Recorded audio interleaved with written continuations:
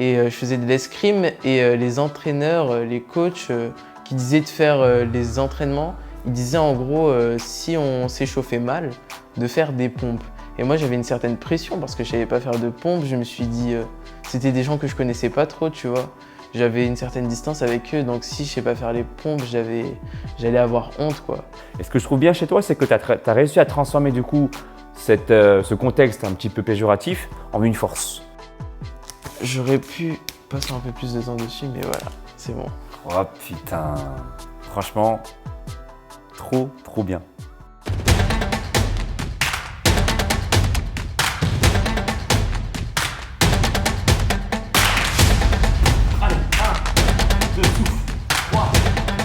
Salut mes Saiyajin, je suis avec Ruben, il a 16 ans et il a créé une transformation juste incroyable, elle est trop belle ta transformation. Merci, c'est gentil. Ça fait 5 mois en tout, on vous montre ici une image en superposition et en fait ce qui est drôle, c'est qu'il a gardé le même poids.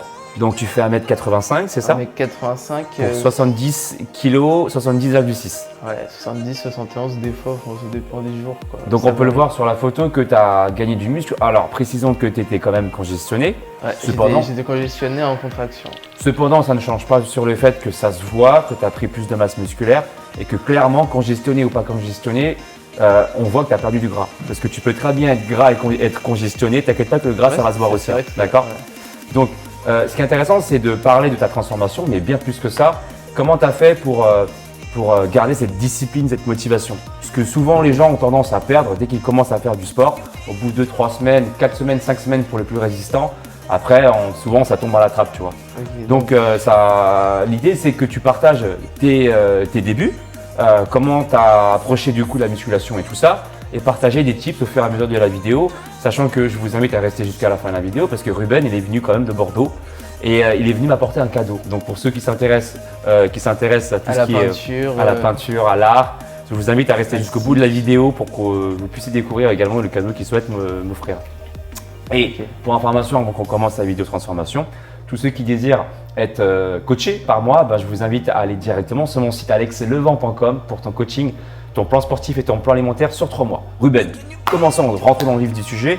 Alors du coup, tu as commencé comment la pratique sportive et comment tu as connu du coup ma chaîne, comment tu t'es motivé à faire du sport au début?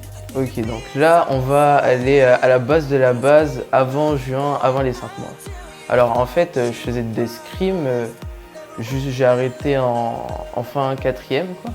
Et je faisais de l'escrime et les entraîneurs, les coachs qui disaient de faire les entraînements, ils disaient en gros si on s'échauffait mal, de faire des pompes. Et moi j'avais une certaine pression parce que je savais pas faire de pompes, je me suis dit c'était des gens que je connaissais pas trop, tu vois.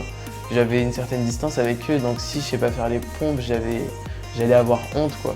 Donc une fois j'ai mal fait en échauffement, j'ai dû faire ces pompes. Je savais pas faire de pompes, mais j'ai réussi avec une pression.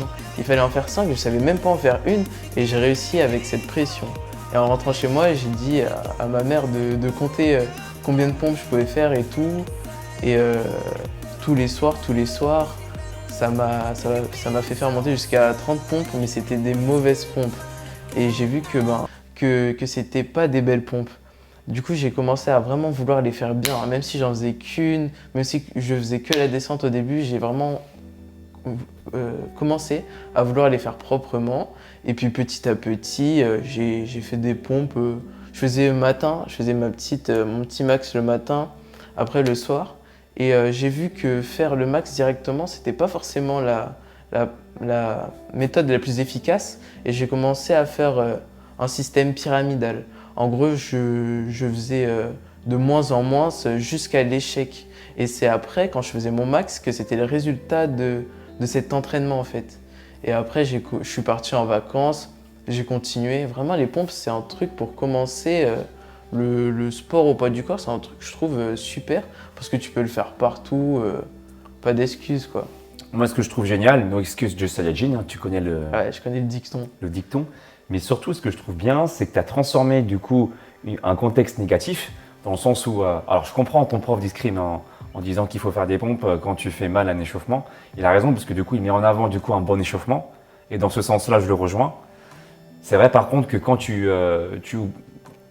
demande à quelqu'un de faire des pompes, du coup, faire des pompes, ça a une mauvaise connotation, du coup. Tu Ouais, vois, c'est vrai.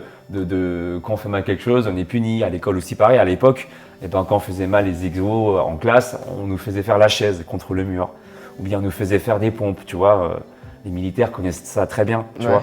Donc, du coup, on a une connotation pas forcément, plutôt même péjoratif du sport. Lorsqu'il s'agit de faire des pompes, des abdos, on a l'impression que c'est un calvaire.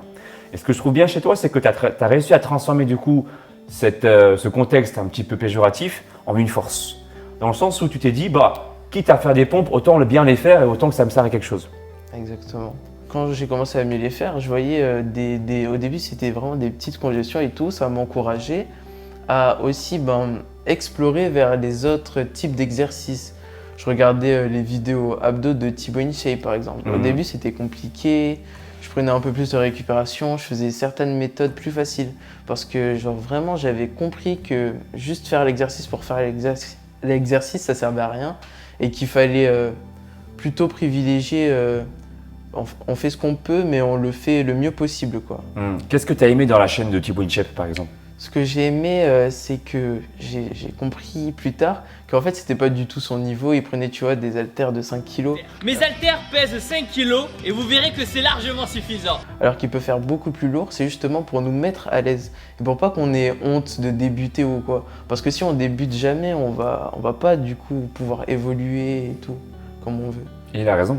Et ouais, il est là, je sens, tu vois, justement là, il joue un rôle, mais c'est un rôle qui tire vers le encourage. haut. Ouais. Voilà. Genre, il fait comme s'il est épuisé, alors qu'on sait qu'il peut faire plus que ça. Maintenant, je le sais, ça me fait rien, ça m'encourage toujours. Hein. Et je regarde aussi Frank Ropers, lui, il veut vraiment mettre la lumière sur l'exercice avec les élastiques et le poids du corps, un peu comme toi d'ailleurs. Mais franchement, c'est intéressant et tout. Parfaitement. On peut prendre du muscle aussi en faisant des exercices avec les bandes élastiques. Ouais. Et du coup, tu me parlais également d'une histoire qui m'a beaucoup touché. C'est l'histoire avec la piscine. Est-ce que tu peux me la re-raconter celle-là? En gros, depuis la sixième, un peu, on nous dit d'aller à la piscine et tout. Moi, tu vois, j'ai pas eu forcément de problème et tout, mais c'est vraiment juste pour moi-même. Moi, je voulais encore un peu plus athlétique. Genre, j'étais là un peu avec ma serviette et tout. Je me sentais pas trop, tu vois, je trouvais pas que j'avais un physique masculin en fait, voilà.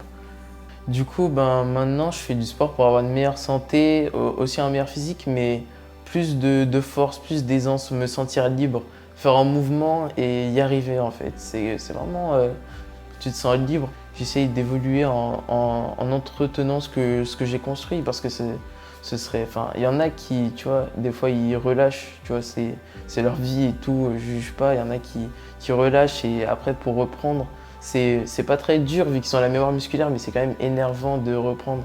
Moi, dans tout ce que je fais, j'ai vraiment cette angoisse de régresser en fait.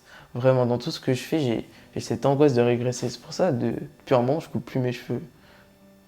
Je sais pas si vous voyez le lien, mais moi je me comprends. Genre, j'ai vraiment pas envie de régresser, ça me fait peur. Du coup, je me dis, je continue, j'essaye de viser plus haut, comme ça, au pire, je fais la même chose, mais je régresse pas. Prochainement, tu fais une erreur. Ne te culpabilise pas d'en faire. À partir du moment où tu as donné le meilleur de toi-même. Ouais, C'est le le plus max. important, c'est ça. Et regarde, par exemple, là, avant de faire cette interview, on a fait une séance de sport ensemble. Ouais, on a fait une séance. Il y a eu quelques erreurs qui ont été effectuées. J'ai recommencé même pour... en fait, c'était surtout pour me lever. En gros, j'étais allongé et je devais prendre des liens pour me relever et j'avais du mal à faire ça. Mais à la fin de la vidéo, j'ai réussi du premier coup, j'étais content. Est-ce que pour autant, tu t'en es voulu de ne pas réussir du premier coup? Non, je m'en suis pas voulu. Je me suis dit, je vais refaire ça. Voilà, à force de persévérer, et puis tu t'y prends autrement, c'est comme dans la vraie vie, tu vois, quand on a un problème sur un domaine en particulier, tu refais, tu te replantes encore une fois, tu refais une deuxième fois, tu te replantes encore, et tu essaies de comprendre comment réajuster du coup tes actions pour que la troisième fois, ça soit une action qui sera du coup différente de ce que tu as fait et qui t'apportera peut-être une réponse plus positive.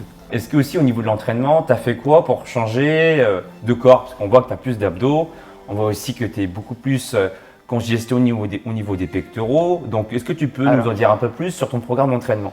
Moi, sur mon programme d'entraînement, c'était...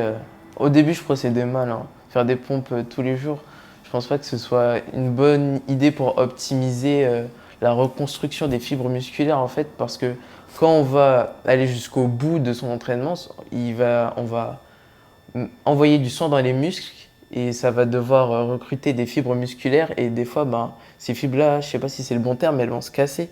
Et il leur faudra un jour pour pour récupérer à 85%, mais l'idéal ce serait 2 jours pour être vraiment à 100%.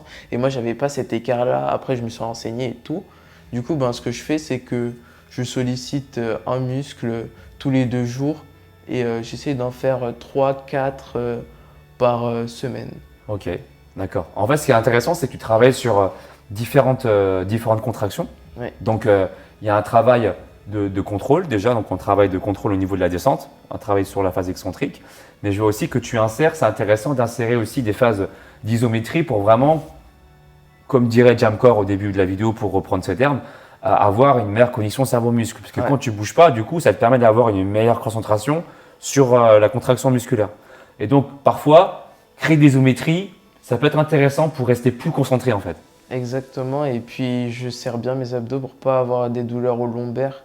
Très bien. Mais souvent, en fait, moi, j'ai pas vraiment un programme. Je fais vraiment comme je le sens et par rapport à ce que j'ai fait avant. C'est pour ça que j'ai un peu du mal à dire vraiment ce que je fais. Genre, je me regarde, je sens où j'ai de ressenti par rapport aux dernières séances, ce qu'il faut que je fasse et tout. C'est bien de travailler également comme ça en apprenant à se connaître, en ressentant là où tu as encore plus envie de travailler par rapport aux résultats ou par rapport du coup, à la récupération des muscles. C'est bien, tu travailles sur différentes contractions, tu varies tes entraînements et ce que j'apprécie aussi dans ta démarche, c'est que finalement, tu n'es pas esclave d'un programme. C'est ça qui est bien. C'est que, je dis pas, suivre un programme, c'est très bien, d'accord? Mais après, il y a des gens un peu comme toi qui se retrouvent à être indépendants. Et donc, ce qui est bien, c'est que tu arrives à apprendre ce qu'il y a à apprendre pour pouvoir pour pouvoir t'avantager sur un entraînement. Et puis, en fin de semaine, c'est un peu freestyle. Et ça, c'est aussi bien. Alors, pour les gens comme toi qui sont indépendants et qui savent s'écouter, et j'encourage les gens à devenir indépendants au bout d'un moment, d'accord? C'est très bien. Apprendre à s'écouter pour faire les exercices qui semblent être bons pour nous, en fait. Et ça, c'est très, très bien. Dans les vidéos du Fit Game, c'est qu'ils répètent bien et ça reste, t'as pas besoin de regarder la vidéo à chaque fois. Moi vraiment, si je regarde la vidéo, parce que vraiment j'ai une bonne mémoire, la vidéo en général je les connais vraiment bien, mais c'est juste pour avoir une autre présence quoi. J'ai un autre exemple du coup à donner. Après je faisais ma séance, après ma journée et après le soir une autre séance avec mon cousin. Et à chaque fois on faisait et tout, il lâchait pas et tout, et depuis que je suis parti du coup de la Guadeloupe, il a arrêté. Et je connais plein de gens que ça leur a fait ça, et moi je trouve ça m'aide quand il y a une autre présence comme une vidéo ou quoi. Pour t'aider à garder la motivation. Ou même mes amis au lycée et tout, on fait des fois des tractions dans les toilettes avec la porte et tout, et quand on est tous là et tout, on s'encourage et tout.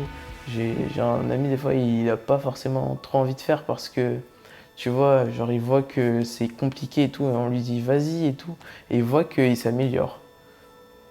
Très bien. Tu encourages les gens en plus, tes potos. Ouais. Bah écoute, merci Ruben pour tes partages. De rien. Et écoute, tu vas me faire découvrir ton joli cadeau. Hein. Ok. Voilà, pochette. Alors déjà, avant d'ouvrir, je tiens à te remercier. Donc, je te l'ai dit hors caméra, je te le redis là. Je t'envoie toute ma gratitude. Parce que déjà, même sans voir et découvrir ton cadeau, déjà, le fait que tu aies passé du temps. T'as mis combien de temps pour faire ça? En fait, j'ai commencé, il était en vrai pas 21h, plutôt 22h quand j'ai installé l'eau et tout. Et je me suis dit, je vais faire un dessin pour Alex, je commence maintenant, mais je vais pas le finir. Et je vais continuer l'autre jour. Et après, j'ai continué et c'était tellement dur parce que franchement, je trouvais que c'était trop compliqué de faire des muscles. Même si là, t'es un peu comme ça. Mais c'était compliqué de faire des muscles et du coup, ça m'a fait prendre du temps. J'avais envie de continuer. Puis c'est vraiment moi, genre dans ma classe, en art appliqué et tout, on me connaît parce que je suis quelqu'un qui aime explorer des couleurs un peu, tu vois, à ma manière. Avec beaucoup de bleu, beaucoup de sombre, pour bien faire ressortir les autres couleurs. Du coup voilà, j'ai fini à 4h Mais après, je me suis couché, je me suis levé à 11h. C'est important le sommeil pour la récupération musculaire, attention. Merci Ruben. Merci pour ce temps consacré. Et écoute, je vais découvrir sur ce pas du coup ton cadeau. Attends, j'ai des balles. Parce que Il y a une manière de faire. Ah, il y a une manière de faire. Je regarde s'il rentre bien avec la luminosité. Tu me dis quand je regarde. Ça va, il rentre bien. Franchement, ça va. J'aurais pu passer un peu plus de temps dessus, mais voilà, c'est bon. Oh putain. Trop stylé. Et je kiffe. Parce qu'en fait, t'as vraiment insisté sur le regard. Ouais, je voulais pas que tu vois, ce soit juste quelqu'un musclé, tu vois. Et ce soit Alex Levent. Et je suis vraiment reconnaissant parce que, en plus, le bleu, c'est que c'est mon couleur préférée. Ah ouais, je croyais que c'était le rouge, moi. Ah merde, le rouge, c'est le Kaioken. Ouais. Et le bleu, c'est pour ça que je porte aussi un bracelet bleu. C'est le Kaioken bleu. La maîtrise de Kaioken, en fait. Ok.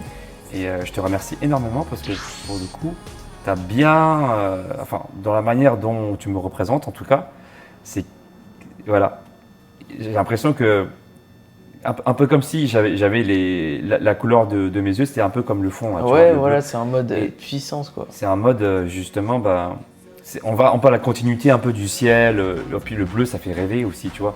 Et c'est aussi la couleur pour moi de l'espoir. Et j'aime bien parce que pour le coup, c'est ce que j'ai envie de transmettre sur ma chaîne. C'est-à-dire de montrer aux gens qu'on peut toujours avoir l'espoir de prendre soin de soi et l'espoir de pouvoir déjà se donner espoir à nous-mêmes. Ouais.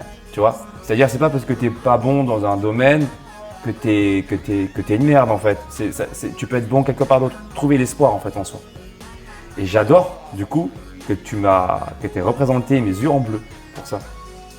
Et ce que j'ai fait aussi, c'est que j'ai utilisé des couleurs sombres, tu vois, pour le corps, pour montrer que ça, en fait, c'était juste un résultat de ce que tu as fait avec tes mains, tu vois, avec une couleur un peu qui tend vers le beige et le jaune, le blanc, tu vois, pour mettre un peu en lumière, tu vois, un peu la couleur de la lumière, et genre, c'est ta tête et tout est entre tes mains, tu vois. Et après, tu as ce résultat-là. T'es chaud. Merci. Franchement, trop bien. J'ai refait ton visage 6 fois. C'est vrai? Ouais, et ta main aussi. Mets plus ta main comme ça, s'il te plaît. Ouais, merci Ruben, gratitude 1000 fois. Il est énorme ton dessin. Merci. Il est énorme. Il aura une place spéciale parmi tous mes jolis cadeaux. Il y en a, je les reconnais, hein. Je les avais vus sur Instagram. Ouais. Il y a Steve qui m'a fait des dessins, il y a Mister Mango, il y a des cadeaux d'origami, mais bien d'autres encore, on verra. Nyono Sekai, Tsume. Merci. C'est vraiment. Et puis tu m'as représenté avec un joli sourire, un vrai sourire, quoi. Donc ça, c'est cool, ça. Voilà. Merci beaucoup. Si tu veux plus de vidéos où on partage du coup des bons moments, mais aussi des tips, des astuces, n'oublie pas de t'abonner sur ma chaîne, d'activer la cloche de notification. Et si tu as aimé du coup les motivations de notre cher ami Ruben, tu me le fais savoir aussi avec un pouce vers le haut. Commente la vidéo et pour ceux qui veulent aller plus loin, qui veulent se transformer, qui veulent également un coup de main, d'un coach, moi par exemple, je vous invite à aller directement sur mon site alexlevent.com pour ton coaching et ton plan sportif, ton plan alimentaire sur 3 mois. Merci encore à Ruben pour ce partage. Beaucoup d'émotions et on vous dit à tout bientôt. À tout bientôt.